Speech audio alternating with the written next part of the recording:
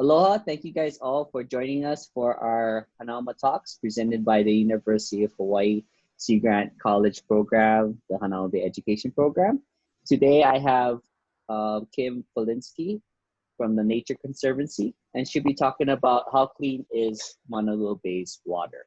So without further ado, Kim, it's all yours. Hi, everybody. Thanks for listening to this presentation. I'm sorry I can't do it in person. My name is Kim. I work for the Nature Conservancy, and I'm presenting today on behalf of a large group of people who investigated Maunalua Bay's water quality last summer, and this is the result of our project findings. The co-project leaders on this project were Megan Donahue, who works at the Hawaii Institute of Marine Biology, and Doug Harper from Mālama Maunalua. We're excited to share today what we found. I love looking at these old pictures of Maunalua Bay because they really help me see how much change in development we've seen over the last century. The picture on the left from 1915 showing the marina before it was dredged out when it was one of the largest fish ponds in the state. And the picture on the right from 2019 showing how much development has happened in the region. Similarly, if you look from another way, this is Paiko Lagoon from 1925, and what you see today, the version of Paiko Lagoon today. When I look at these photos, what I'm seeing is that there's a lot more impervious surface, there's a lot more runoff, and that the hydrology of the region could possibly change, leading to possible changes in water quality that result from pollutants going downstream and are being transported in groundwater. These are the things that we were trying to investigate through this study. The things that you can see, the pollution, when you see plastic in the streams or when you see an oil slick on the water, these are the things you can see. And you can watch maybe runoff going downstream, you can see that happening, but there are also pollutants that you can't see happening. So if you have, for instance, herbicides that get into the groundwater or wastewater runoff that's either leaking from sewage pipes or cesspools or other types of wastewater treatment options, then there's overfishing, which can increase pressure on the reef. If you have too many fish taken off the reef that are used to being able to eat the algae, then that kind of imbalance can cause macroalgae blooms on the reef that would then degrade water quality in other ways. If you have too much macroalgae on the reef, what Mālama Maunalua has found is that algae actually will hold back sediment. So there's this range of things that is affecting coastal water quality. I mentioned it already once before, but the groundwater is what's delivering pollutants for the most part in past studies. That's what they found. So even though you can see streams running, for instance, Wailupe stream, you might see running under the bridge there, runs full time. Some of the other streams can deliver sediment and other types of things during storm season or rain events. But one of the things researchers are really interested in is how this groundwater works, right? So submarine groundwater discharge is this fancy term for talking about how groundwater moves from so when it rains, there's groundwater that moves into the water table and infiltrates down and then connects out to the ocean. And Maunalua is really blessed to have multiple freshwater springs where people can see that groundwater like an open window into what the hydrology is below. But that groundwater can also come and pop up in the ocean. There are old stories that people tell about how they used to lead the horses out to the ocean in order to drink because there was fresh water that would bubble up. And sometimes at a low tide, when that pressure from the groundwater is higher, you can actually go out to the ocean and see these bubbles in the places where there's these freshwater springs. So groundwater is a pretty big driver of how water moves in Maunalua Bay. The other ways that water is moving to Maunalua Bay that would connect those pollution sources on land to the coastal waters include streams. So it's not that there's no streams. In certain seasons, of course, there's more rain events that could connect things to what we just called surface water. Or you can have the marina itself kind of has a different characteristic because the marina may have these freshwater springs and this groundwater, but it's collected in this big pond in this big marina. And so we think of those water bodies as somewhat separate and different ways of bringing in water. The impact of all these changes are these kinds of macroalgae blooms that compete with the reef, the coral reef ecosystem, to be able to make it more susceptible to bleaching, to make it more susceptible to changes, and might actually cause degradation and death of the corals itself. So the biggest motivation behind this study, so how did we get here, right? This was one of the largest, we say, synoptic water quality measurements that's we think has ever happened. And that means we took all of our samples around exactly the same time, and we tried to cover a big area. And the motivation here was that the Hawaii Department of Health and the EPA were trying to understand the differences between nearshore and offshore water quality. So we were really looking to see if all of a sudden you could see in this area, in the front of the reef, what that water quality is like, as opposed to outside the reef barrier. So that was the original question, is how does the inside compare to the outside? And you guys are probably, you can be your own budding scientist and be like, what would my first hypothesis be? And that's, well, because there isn't as much mixing, you're probably gonna have dirtier water inside the reef than outside the reef, right? If you've ever been out and you go just past the reef, all of a sudden the water can turn crystal clear blue. So that's the first thing, but it's never really been looked at in a way that makes sense. So the Department of Health chose Maunalua Bay as their first study site to try to compare these two things, with the intent of eventually thinking about working with the state standards to reflect that change, to reflect that thing that's pretty obvious, that inshore it's going to be less circulation, so maybe different water quality. And together with the University of Hawaii and the Nature Conservancy, there was a huge group of researchers from a lot of different groups that tried to complete this large-scale water quality assessment. Our survey was conducted in August 2019 and tried to answer these questions. We sampled at 60 nearshore shallow sites, so less than a meter deep, less than, say, hip height deep, and 60 offshore deep water sites that we used a small boat in order to get an access. And all these sites were picked at random. And so that's all those blue sites and all those yellow sites. And so that's the first 120 sites.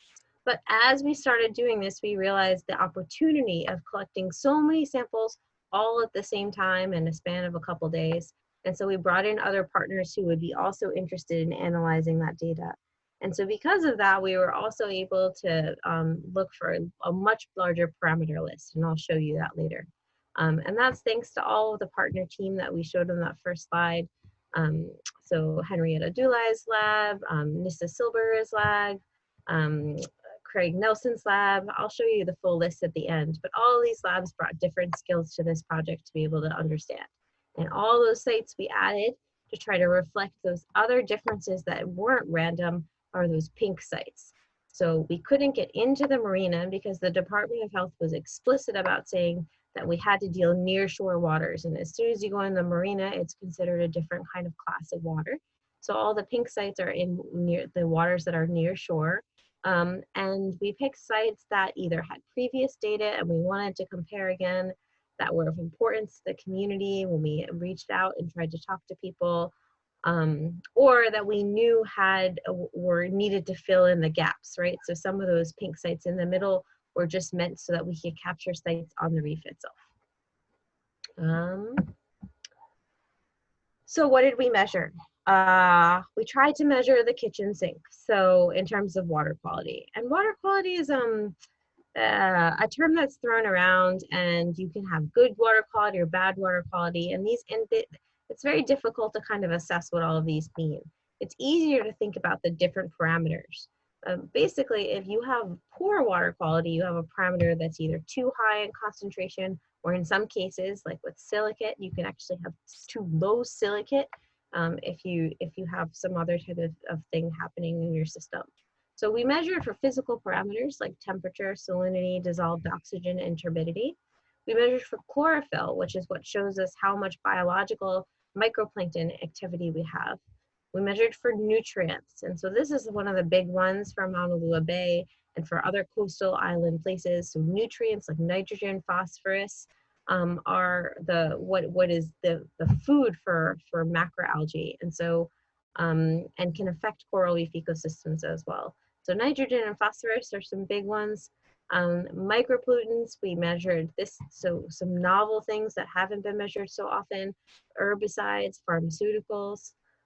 We considered bacteria. In this case, it was just enterococcus, but we also measured some other indicators of organic matter like FDOM, and the carbonate cycle, so total alkalinity, pH, that would describe how much carbon dioxide is in the water and what that system looks like, so that we could better understand how the reef would respond. Lastly, not on this list, we also took photographs of what the bottom looked like in every one of those 178 places. So we have lots and lots of photos that showed us what the bottom was like and what the reef was like and if it was covered with macroalgae or not. Concurrent with this study, we also had 3 different auto samplers here, led by Margaret McManus's lab, and those 3 sensors, Site C you might recognize because you can go online to the PacIO site and actually look at that in real time. That site is live, and then Site B and Site A were placed in order to capture both the rain events at Site B, and Site A is kind of a background site.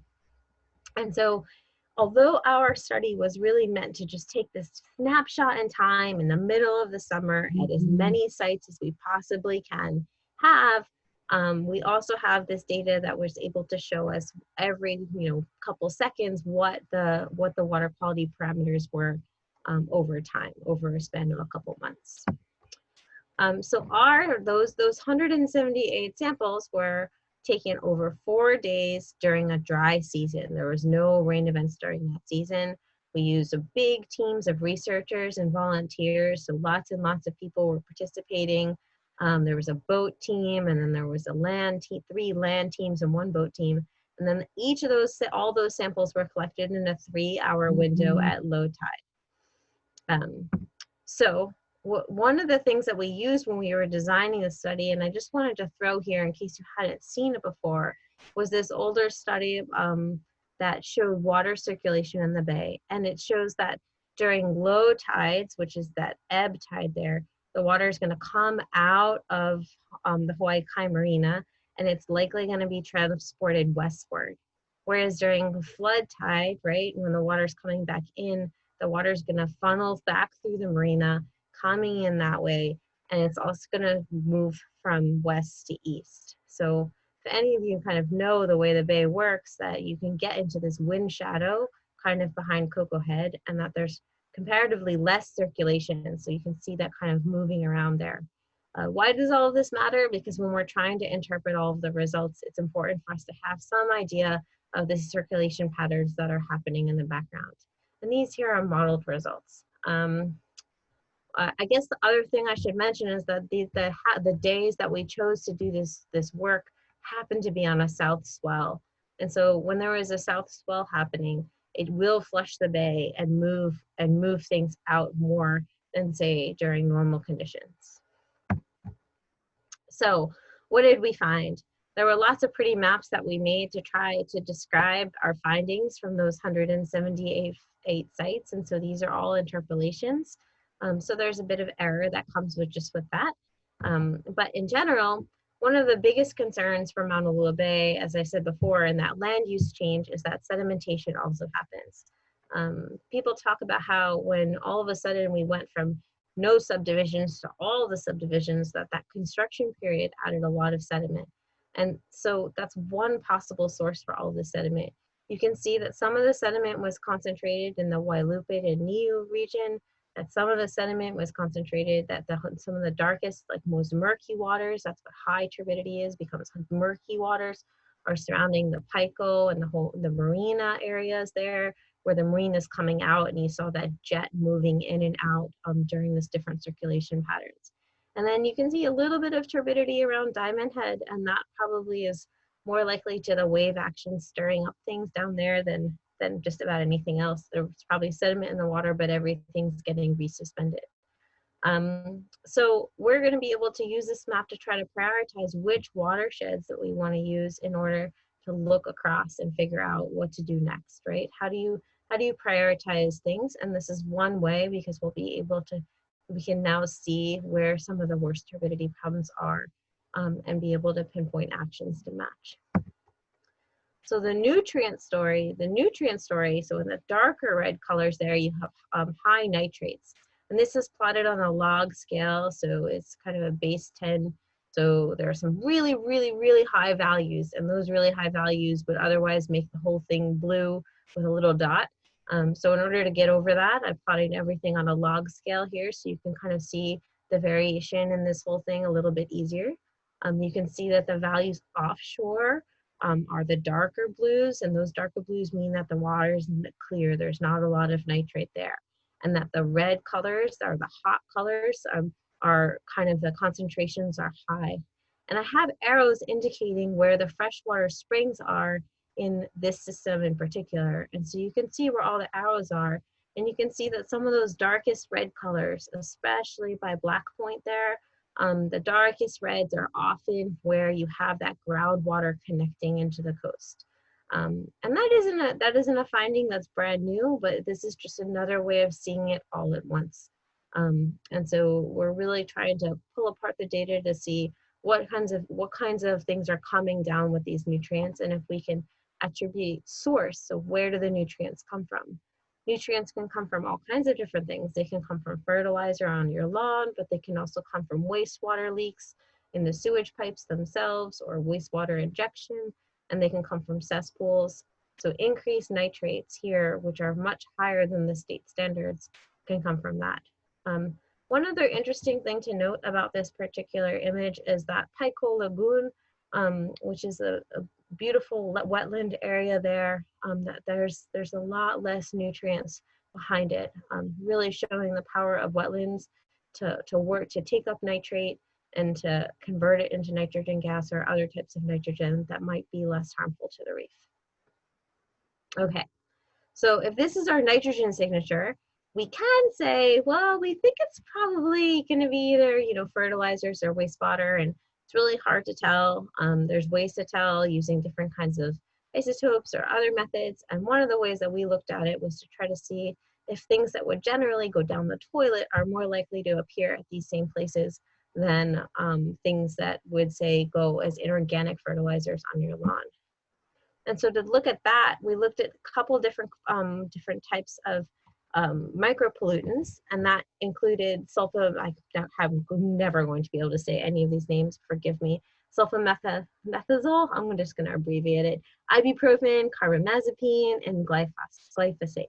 So the first one that's hard to say is an antibiotic that a lot of people take when their kids sick. It's a wide spectrum antibiotic.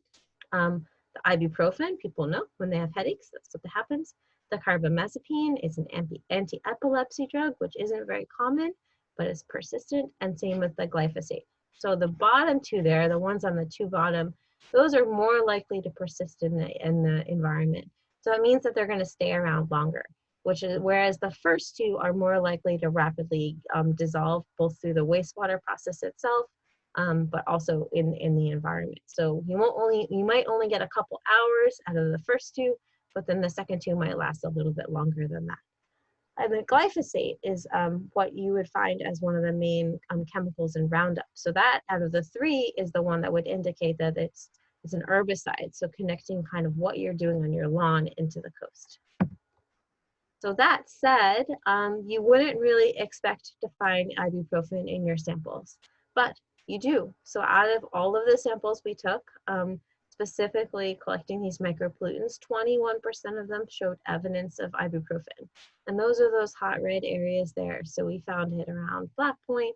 We basically found it, if you remember where all my arrows were, we found it at all the places with freshwater springs. And so that means that at least there's a little bit of connectivity between wastewater and freshwater springs, and that connectivity is likely going to be quite quick, right? If ibuprofen doesn't last very long, the fact that we were able to capture it on the reef indicates that perhaps that sample had been more recently involved in wastewater. For the antibiotic, the sulfa drug, we found it in 88% of the samples. So even though it's less persistent, we were still able to find widespread antibiotics in all of the sites that we were able to see. The carbamazepine was found in 45% of the samples. So that means half of the samples we were able to see this anti-epilepsy drug, again showing that connectivity. So these three things, the antibiotic, the anti-epilepsy, and the ibuprofen, are really showing what can happen, like how closely connected our wastewater systems are with our coastal systems. And lastly, the glyphosate was found in 99% of the samples, and that means that it's pretty pervasive. So remember, it lasts a long time. So once it gets in the water, it's likely not to be degraded all that quickly. But this was the kind of color map that comes from this. And I just want to put out that all of these maps, because they're interpolated and not just dots on the map, which would be harder to see, they do have some uncertainty, and that uncertainty increases the more you go out into the ocean.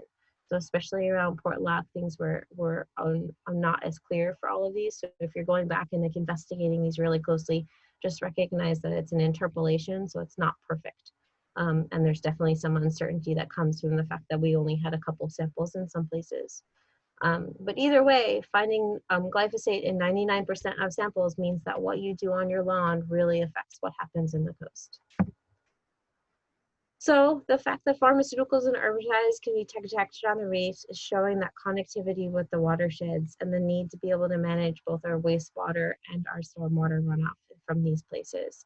And the fact that the way that we were visualizing all of the nitrate, that most of those nutrients in this particularly dry period in the middle of summer were likely coming through groundwater sources, right? So this stuff isn't being delivered through streams, it's being delivered underground. The one thing that we did measure that I haven't gone through yet is this Enterococcus. So Enterococcus is a fecal indicator bacteria, and a fecal indicator bacteria is a bacteria that people use as a representation. There's lots and lots and lots of bacteria that come with human wastewater, right? So if you want to find human wastewater, it's impossible to test all those bacteria. So people pick a single bacteria in order to decide what, to try to figure out how much. But it's not a perfect indicator. So Enterococcus also can pick up human waste, but also animal waste. Sometimes that waste can live in soil. So I just need to put that caveat out there that Enterococcus, while it's an interesting bacteria to look at, it might not always indicate human problems. Enterococcus is something that the Department of Health also uses right now because it's one of the better available tools that can be done relatively quickly. And they're working on developing additional tools to keep us safe in that way. So this particular figure that you're looking here compares when you have rain within 30 days, so a rain event versus no rain. So the rain is the blues and the no rain. And I think you probably have all heard the statement, when it's brown, don't go out, or something like that. This is the data that kind of shows that. So even in the Maunalua area, when you have rain within 3 days of your sampling, you're gonna have much larger values for Enterococcus, that bacteria that indicates possible fecal contamination. So you can see them everywhere from Kuli'o'o all the way to Black Point, that showing that connectivity. And that when it's not raining, like during our study, it's much less likely to capture Enterococcus. If you want to see what that looks like on the map, you have this, which shows kind of there's low samples and high samples, and the higher samples are closer to Paiko, they're closer over there near the marina, and the lower samples that have less, a lot of the time, are going to be in those other sites. And the numbers in those boxes are just showing how many samples that we're looking at here. So what does it all mean when you put it all together? Well, you can see that we have a big turbidity plumes, that it's pretty much concentrated near Hawaii Kai and Niu and Wailupe, as opposed to on the edges near Portlock and the Black Point. And that it looks like, if I go back to that turbidity slide, that the biggest concentration seems to be in the center of the bay, in the center coastal areas. And remember that that turbidity also is going to get trapped, and it's going to be an effective resuspension. So once it gets caught in that inner reef, then it's more likely to be suspended. The other thing we learned is that nitrates have their highest concentrations near those freshwater seeps. So if those with freshwater seeps, It is sometimes through cesspool discharge. It can be through cesspool discharge, but it can also be through other more diffuse wastewater discharge. Pharmaceuticals and glyphosate, so those micropollutants, are pervasive across the bay and were found in a large percentage of the samples. And the ibuprofen and the sulfa antibiotics could be at levels that pose a threat. It's not clear entirely what that threat is. There's a lot more research needed to try to show the correlation between any of these drugs and reef health. But they do indicate that there are sources that might be getting through wastewater. And Enterococcus, our bacteria, our fecal indicator bacteria, was highest at Kuli'o'o and carried by surface water through rain events. Okay. So what can you do? Now that you have a lot of this information, now that we have a lot of this information, it's really about kind of affecting the next steps to work on change and to figure out what needs to happen next. Some of the things that we're continuing to do that we were doing before this, but now have better data to inform decisions, is to improve watershed management to reduce sedimentation and pollution. So if you just take the sedimentation piece, watershed management can include reducing the amount of pigs upland and improving understory, but it can also mean things like reducing the amount of stormwater runoff from your properties that would then deliver those sediments down to the bay. And so the idea would be to slow down the rate of sediment so that every time it flushes out, that the bay would continue to get cleaner and cleaner. We can manage wastewater to reduce nutrients and bacteria and those micropollutants. So there's different ways to manage wastewater that you can do as a homeowner. If you are a homeowner that still has a cesspool in your backyard, you can work to try to figure out how to make that upgrade and how to make that change if it's possible for you. But in general, we can continue to work with our wastewater, our city and county to improve wastewater practices that would negatively impact coastal water quality. And lastly, we can work to continue restoration and limit harvest. So the one thing you can do if it's really hard to control the source of your pollution, if it's not possible to manage your wastewater well, or if it's not easy to reduce the amount of pigs or the amount of sediment coming from people's properties or from new development, then you can work to make sure that nature is as resilient as possible. And you can do that by increasing the amount of fish or keeping fish on the reef, to be able to shift that ecological balance, to be able to manage the increased macroalgae and the increased sediments that come down. So that with that, I'd like to say thank you to a really large group of volunteers. Without being able to take questions, I hope that some of you will reach out to me on the email provided, and to thank the large amount of people who helped on this project. The project team alone, which is listed here, but then also to the volunteers, the interns and the fellows that helped us to collect all of this data. I hope that it will provide a useful basis for us to be able to improve management so that we could take the money that we do have and apply it to better things, but also that it could inspire you to think about what's happening in your own homes and your own neighborhoods that would maybe connect off into the bay to cause problems or to decrease the amount of water quality. And next time you're out there, you probably will be able to look more closely and find and see some of the patterns that we were able to identify during this presentation. So with that, I'm going to put this down here.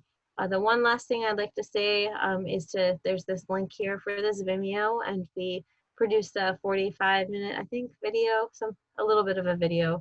So I know you probably can't copy that from this YouTube, but if you can write that down and go to there, you can see a longer presentation that includes Doug and myself and me and the Priyas here, and goes through some images and some video of what it was like to do this big sampling event. All right, with that, I'm going to say thank you. All right, take care.